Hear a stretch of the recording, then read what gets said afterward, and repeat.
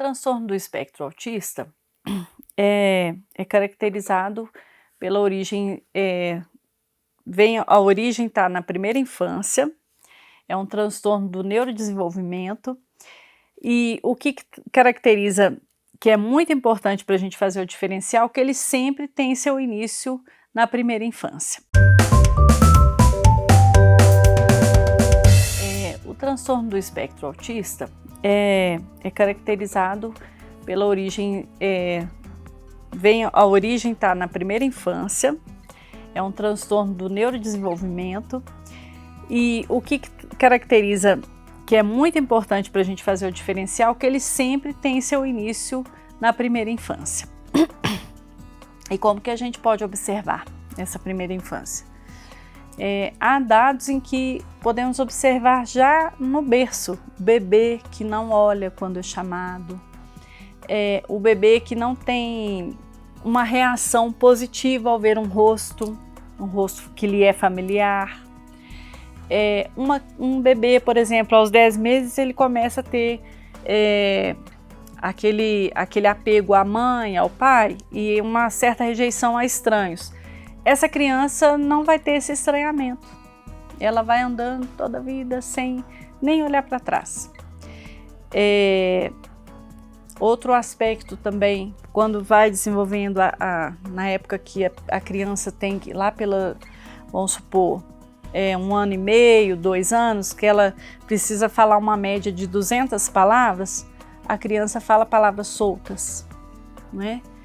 Ela não atende ao chamado, dificuldade na fala e a comunicação, a busca, né, no contato social é prejudicado. No autismo, nós assistimos à importância de se trabalhar a integração sensorial, porque o sensorial é um dos fatores com mais déficit, se a gente pode falar déficit em questão do autismo, porque como é um espectro, é como se fosse um leque, cada pessoa se encaixa num aspecto dentro desse espectro. Então, nós vemos como características sensorial, por exemplo, há pessoas com autismo que não suportam lugares muito claros ou não podem com lugares muito escuros. Questão auditiva, um barulho de liquidificador é torturante, a pessoa sente, o sensorial é tão comprometido que a pessoa sente dor, chega a sentir dor, é algo sensorial assim, como se a pessoa ouvisse uma pessoa típica, a gente fala atípico e típico dentro do desenvolvimento. É como se a pessoa ouvisse um som mais alto do que aquilo que ela suporta e chega a vibrar, né, os componentes da audição. Para o autismo isso aí causa dor, gera desconforto, gera crise, certo?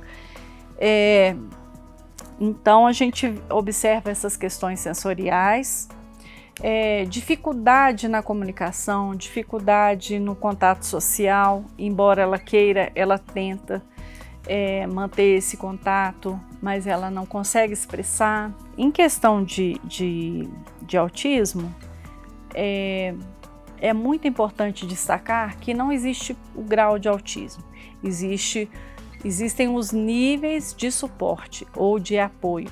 Por exemplo, uma pessoa com autismo de nível 1 é uma pessoa que precisa de uma assessoria menos intensiva, certo? É aquela pessoa que tem, a gente fala muito da questão de autonomia no quadro do autismo, né? A autonomia é muito importante, então isso aí vai ser um fator de avaliação. O nível 1 de suporte, mais autonomia, menos suporte, é um suporte mais básico. Nível 2 é moderado, né? A pessoa às vezes precisa de auxílio nas atividades diárias, no exercício das atividades diárias, vestir uma roupa, que é algo para as pessoas típicas, é algo assim básico. Para uma pessoa com autismo nível 2, nível 3, é algo difícil, Por quê? Por causa do sensorial. Muitos têm sensibilidade com o tecido, aquele tecido gera a fricção do tecido com a pele gera um desconforto que pode gerar uma crise, certo? Nível 3, geralmente são não verbais, né? Existe esse parâmetro também que a gente pode colocar no nível 3, são não verbais, são mais dependentes, não tem, por exemplo, autocrítica ou crítica, não faz uma leitura do ambiente, por exemplo, eles não sabem, a gente fala muito assim popularmente, fulano não tem filtro, é como se ele não entendesse a ironia, ele não entendesse, por exemplo, não faz a leitura social de aceitação, nossa, meu assunto tá meio, né, tá meio enfadonho, a pessoa não está aceitando, não está lidando bem com o que eu estou falando. Ele não tem essa crítica, mas no nível 3, geralmente são não verbais, são mais dependentes. Quando adulto, pode ser que tenham dificuldade de aderir à questão da escola, não vão à escola, então demandam muito dos pais ou dos responsáveis. No DSM-5, que é o Manual de Doenças Mentais, houve um enquadramento de todos os aspectos, né, que se referiam à questão do autismo dentro do TEA, transtorno do espectro autista, incluindo os com alto desempenho, né, que se encaixam bem no nível 1, são pessoas autônomas, tem relativa dificuldade social e alto desempenho intelectual. Então, para enquadrar, porque cada pessoa que o profissional recebe no seu consultório tem características assim, uma fala bem capacitista que nem parece autista, mas autismo não tem cara, gente. Autismo um jeito de ser, não tem cara, né? Só a pessoa sabe o quanto que é difícil no dia a dia lidar com os aspectos sensoriais. Então, é preciso parar com aquele olhar assim de categorizar, né, as pessoas e conhecê-las, acolhê-las, ver o que elas têm para dizer ao mundo e acolhê-las para que a gente tenha um mundo mais igualitário. No autismo, há muitos relatos de capacitismo, porque é como se a pessoa que está, vamos supor, que se encaixa ali no nível 1 de suporte, escuta muito, nossa, não tem cara de autista. Ou então, se uma pessoa do espectro autista demonstra sentimento, nossa, ele demonstrou sentimento. Então ele sente. Claro que sente, só que de uma forma diferente.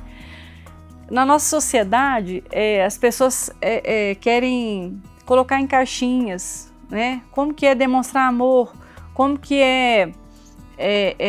como que a pessoa tem que se comportar socialmente. E o autista, né, a pessoa com autismo, ela não tem esse padrão, porque ela passa a leitura do mundo, para ela é mais sensorial, coisa que a pessoa típica lida de maneira mais tranquila, com mais aceitação. A pessoa com autismo pode ser para ela um gatilho para uma crise. E muitas vezes as pessoas não vão entender, porque ela não vai conseguir verbalizar, né? Então, esse a questão mais difícil da nossa sociedade lidar, é de enquadrar as pessoas que têm que comportar X, Y, e às vezes a pessoa com autismo não consegue atender essa demanda. Então, é muito interessante os pais que detectarem essa dificuldade na comunicação, desconfiar de que o desenvolvimento da criança não está dentro dos parâmetros, não é para encaixar a criança num quadrinho, mas para que ela possa ter a oportunidade, ter um espaço de se expressar, de desenvolver seu potencial. Então é importante que o profissional faça o diagnóstico, não é? Sem passar pelo checklist de redes sociais, procurar um profissional sério,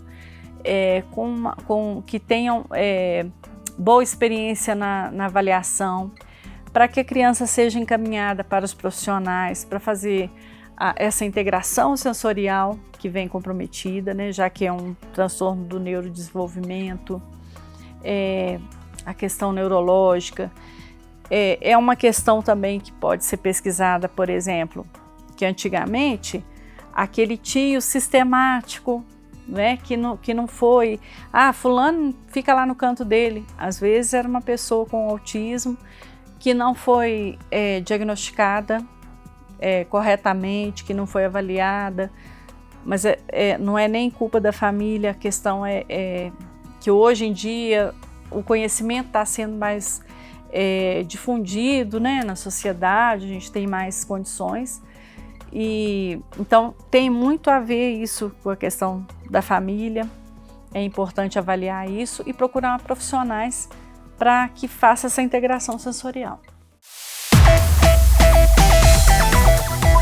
Saúde e bem-estar. Cuidar de si para viver melhor. Uma campanha da Universidade Federal de Ouro Preto.